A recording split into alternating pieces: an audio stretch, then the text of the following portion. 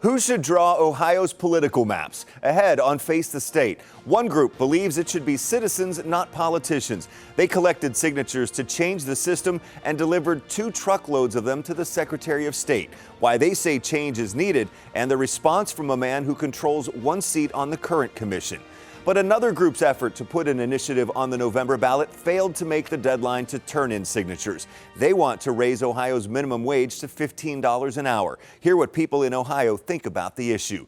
Plus, Ohio Senator JD Vance is considered a top choice as former President Trump's running mate. A vice presidential scholar weighs in on the likelihood of Vance being Trump's pick and on his qualifications to take over as commander-in-chief if the need arises.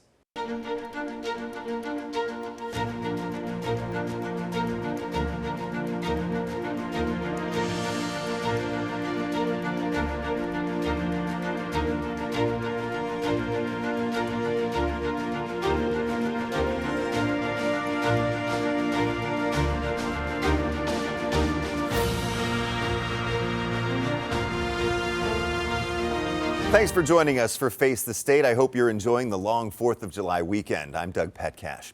We start today with the group pushing to reform Ohio's legislative map drawing system. They took a major step toward putting the issue on the November ballot for you, the voters, to decide. Citizens Not Politicians delivered hundreds of thousands of petition signatures to the Secretary of State's office Monday morning, 2 days before the deadline. They say their proposed constitutional amendment will end political gerrymandering in Ohio.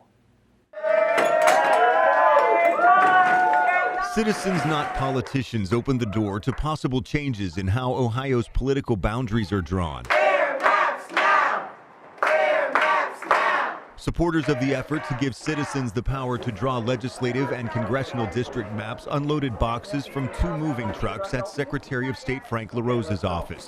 They say the boxes contained petitions with more than 730,000 voter signatures. To get the proposed constitutional amendment on the November 5th ballot, they need 413,000 of them to be valid. Volunteer Abby Buckerfield helped gather the signatures. Putting the maps in the hands of our citizens, not the politicians, to end gerrymandering in the state of Ohio. Let me ask you something. Whose house? A short time later, a much larger crowd rallied in favor of the ballot initiative at the State House. Because I do believe that gerrymandering is wrong no matter which political side does it. I want a future for my children where every vote counts and every voice is heard. Retired Ohio Supreme Court Chief Justice Maureen O'Connor, a Republican, has pushed for the effort. This constitutional amendment will restore power to Ohio citizens and take away from the self-serving politicians and their lobbyist friends and big money donors. The current Ohio Redistricting Commission is made up of 4 state lawmakers and 3 statewide office holders. The commission draws new maps after every U.S. census. Since the 2020 census, the Ohio Supreme Court rejected 5 state legislative maps and 2 congressional maps as unconstitutionally gerrymandered to favor Republicans. If voters approve the amendment, the new commission would have 5 Republican, 5 Democrat, and 5 independent citizen members from across the state. Republican Senate President Matt Huffman opposes the ballot initiative. I think that the people who are making an important decision like this ought to be elected officials who are accountable to the public, not unknown bureaucrats somewhere, someplace. Supporters believe the amendment will pass. The amendment is written in a way to end gerrymandering as quickly as possible. Now, you heard Senate President Republican Matt Huffman say he thinks the commission should be made up of elected officials who are accountable to the public, not unknown bureaucrats. He laid out 2 other concerns with the proposed constitutional amendment. The second thing is they've removed all of the controls or restrictions on how you can draw districts. So we negotiated with the Democrats and Republicans and all these good government groups over really a few years, but it removes the restrictions on dividing local communities of interest, cities, counties, townships, making sure there are compact districts. They could easily draw an elongated district, which goes from Cincinnati all the way up to Hardin County. Why would I say that? Because that was one of the maps that was submitted by folks on this. So those 2 are big problems. Thirdly, this commission will be able to request or demand whatever money they want from the state of Ohio. The Constitution says we have to pay them. That's a real problem. What if they decide, well, you know, we want to hire these folks and we're going to pay them $500,000 apiece and we're going to need a staff of 10 people. We have to pay them. That's what the Constitution of the state of Ohio will say that. So there's a lot of more detail, but basically what I would say is no accountability, no restrictions on how you can draw districts, and no financial accountability. Those are three big problems. And earlier this week, League of Women Voters of Ohio Executive Director Jen Miller came to the 10 TV studio. I asked her more about the Citizens Not Politicians movement, what prompted them to push for a constitutional amendment to change the Ohio Redistricting Commission, and what her response is to Senate President Huffman's concerns. Jen, first of all, how big of a step in the process was Monday and dropping off the 713,000 signatures? It was a momentous step. We had thousands of volunteers in every county of the state collecting signatures, talking to their neighbors about why we need to end gerrymandering by banning politicians from drawing maps that favor them. Are you confident that 413,000 of them will be validated in order that voters will be able to have a say on this on November 5th? Yeah, we've been checking the quality all through. And so we are confident that we will make the ballot, and we're very excited about it. How were all of these signatures collected? You know, how long did it take? What's the process to make sure that they are, you know, make sure they're valid? Right. So we first had to go through steps with the Secretary of State and then the AG, and then we were collecting signatures for several months, you know, through the fall, around Thanksgiving, through the holidays. We had volunteers in the cold, in the rain, and now in the heat to make sure that we got enough signatures. And what would this constitutional amendment actually do in practicality? So it's actually quite simple, and I think most Ohioans will understand this, that politicians at the end of the day are most interested in their next reelection, right? And so when they are in charge of making the maps, they can rig them so that they will win over and over again. This ends gerrymandering and the undue, unfair influence that politicians have in creating their own districts by banning politicians and lobbyists from doing the drawing. Currently, the Redistricting Commission is made up of 7 members. It's 4 state representatives or senators and also 3 statewide office holders. What would the new commission, if approved by voters, be comprised of? So there would be no politicians, no lobbyists, but there would be 5 Republicans, 5 Democrats, 5 independents. That would be everyday Ohioans from across the state, many different demographics, to draw these maps. And it would be done through a truly impartial, fair, and transparent process. And who can be on the board then? Yep. So, anyone? You know, yeah, there will be a call for applications, and it can be teachers and nurses, firefighters, maybe stay-at-home parents. Wide range of individuals can apply, and they will be selected to be on this panel. And is that worked out yet, how they'll be selected? Yeah, it's very well thought out. There will be retired judges who really help narrow the pool down, make sure that the individuals that have applied are qualified, that they do qualify, and then they will draw 6 randomly. So 2 Republicans, 2 Democrats, 2 independents. That 6 will work together to fill out the rest of the commission. Okay. So why is this necessary? This whole thing to put the amendment through? Why do you feel like it's needed? Right. So Ohio has some of the worst gerrymandering in the country, and we know that when politicians can draw maps to favor themselves and their friends, they don't listen to us. They don't actually have to compete for votes. They're mathematically proven that they're going to win this election over and over again. That's bad for every Ohio voter. And so we need to end gerrymandering so that we can have a responsive government. Keep in mind that The commission has drawn maps that have been struck down by the Ohio Supreme Court 7 times.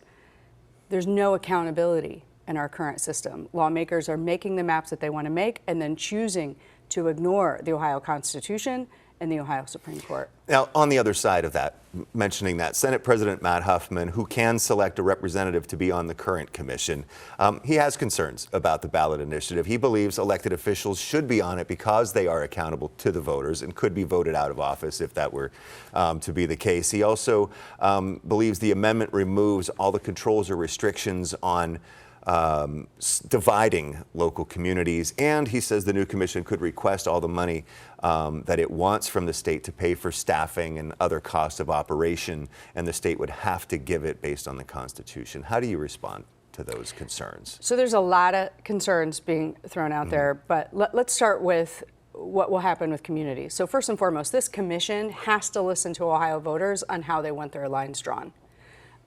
We instead had 2 years of mapping where Ohio voters were showing up, talking to this commission about what they wanted out of their maps and being ignored, and then having those same maps be struck down in the Ohio Supreme Court and have the Ohio Supreme Court be ignored. There are rules about keeping communities together, school districts, communities. We have across the state places like Grenada-Hutton in District 6, that's 1,200 people, and it is split into 2 congressional districts. Our current system is not keeping communities together at all, and it's not fair. What about the funding aspect of it? Was the formula that the amendment writers came up with kind of based off of how much the current commission spent to make this all work, or how's the funding going to work out? Well, the funding is based on how other similar commissions in the state operate. So this will not be a runaway spending. If we want to talk about runaway spending, we should talk about how much money the state spent on all of these lawsuits where our maps were struck down 7 times by the Ohio Supreme Court. That was really hard on taxpayers. This commission will be funded similar to other commissions. All right, so what is next now? The signatures have been handed in. They're at the Secretary of State's office. What is next for citizens, not politicians, as this plays out?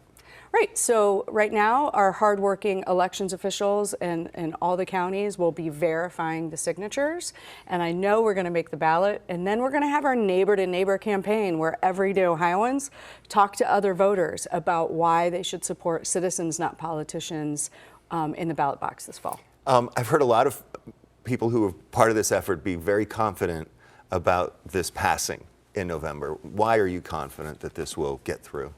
So we had thousands of volunteers assisting us in collecting these signatures, and I can tell you that every day we were hearing from people of Ohio wanting to sign, wanting to volunteer from all stripes, all ages, all political affiliations, all geographic locations in Ohio.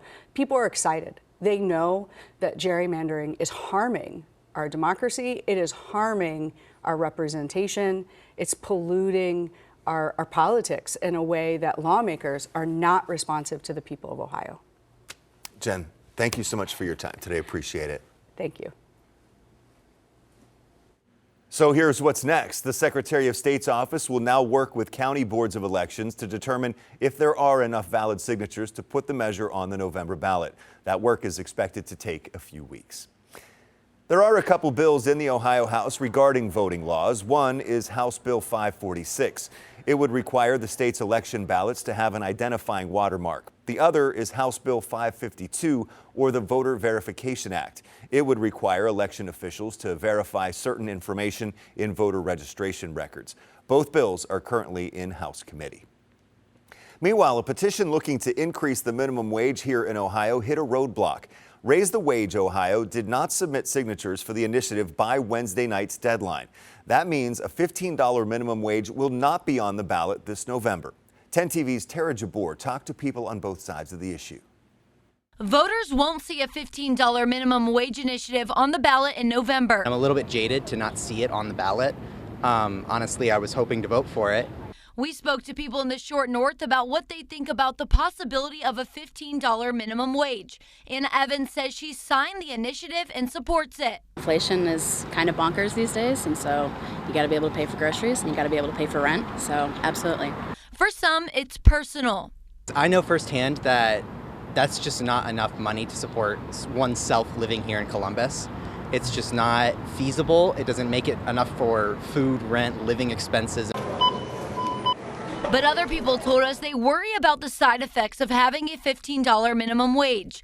Jonathan Kuiper, a server in the short north, says he wishes he could support it, but is too worried about the prices of other things also going up. I feel as if increasing the minimum wage isn't going to solve the problem that we have of having to pay more for certain things, such as the increase for food, gas prices, really just about anything. As much as I want to get paid more, I just don't want to pay more for the current things that already cost exorbitant amounts of money. One man told us he thinks a higher minimum wage would take away the opportunity for some people to work. Minimum wage is not intended to be, a living wage where you could support a family on, right? Those are typically meant for, entry-level jobs. It's a complete, gutting of companies. But he feels the people of Ohio should get to decide what the minimum wage is. Yes, I believe that it should be able to be something that could be voted on, even though I, don't agree with a high mandate on a minimum wage. But I absolutely believe that people should have their voice, to be able to vote for that. We spoke to Raise the Wage Ohio to see what's next. A spokesperson tells us they'll submit their signatures by the end of the summer and hope to be on the ballot in 2025. The Ohio Restaurant and Hospitality Alliance was strongly against this initiative, saying it thinks the higher minimum wage would hurt tipped workers such as servers and bartenders. Well, we should find out at the Republican National Convention who President Trump's VP pick will be. Still ahead on Face the State, a vice presidential scholar believes it will likely be Ohio Senator JD Vance. But is Ohio's junior senator qualified to fill that role? And later, an emotional moment at the Marion County Sheriff's deputy swearing-in ceremony. How one man is continuing his father's legacy 20 years after he died on the job.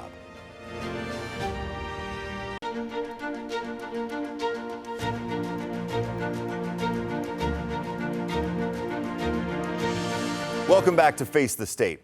Over the 10 days since the first presidential debate, much of the focus is on President Biden's poor performance, in which he lost his train of thought and said some things that didn't make sense.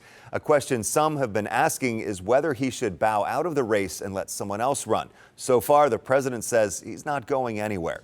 Another question surrounding the debate was who will be former President Trump's running mate this time around. Ohio Senator JD Vance was there at the debate in Atlanta. He is considered a top contender for Trump's vice presidential pick. Trump said his VP pick would most likely be at the debate, but still has yet to announce who his choice is. Here's what Senator Vance had to say that night about the rumors and the possibility.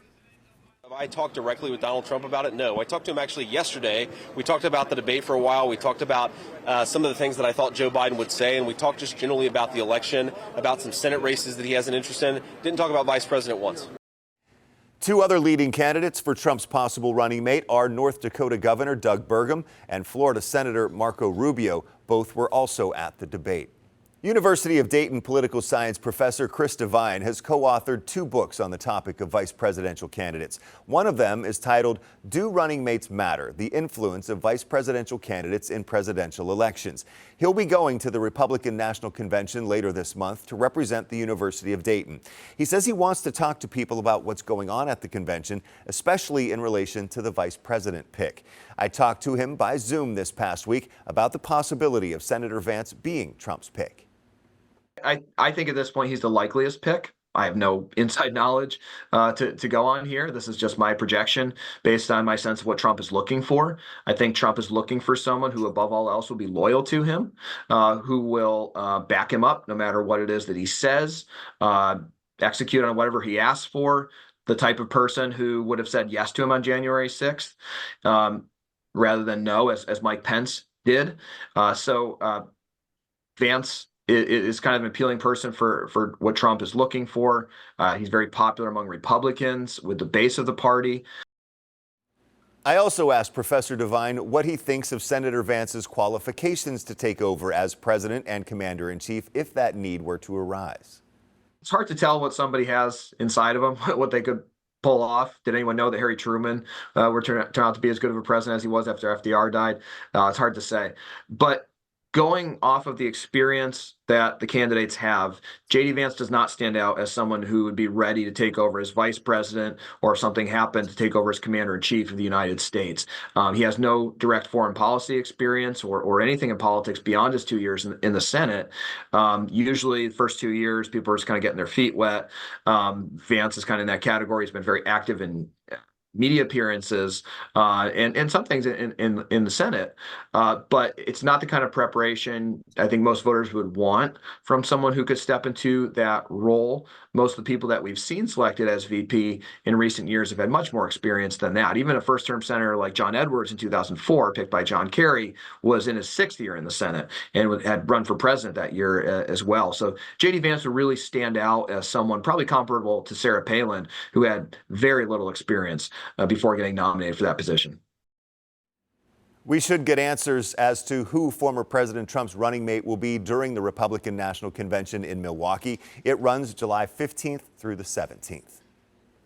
Still ahead on Face the State, from losing a father to gaining an entire family. A special day for the newest Marion County deputy. How a son is carrying on his father's law enforcement legacy 20 years after losing him in the line of duty.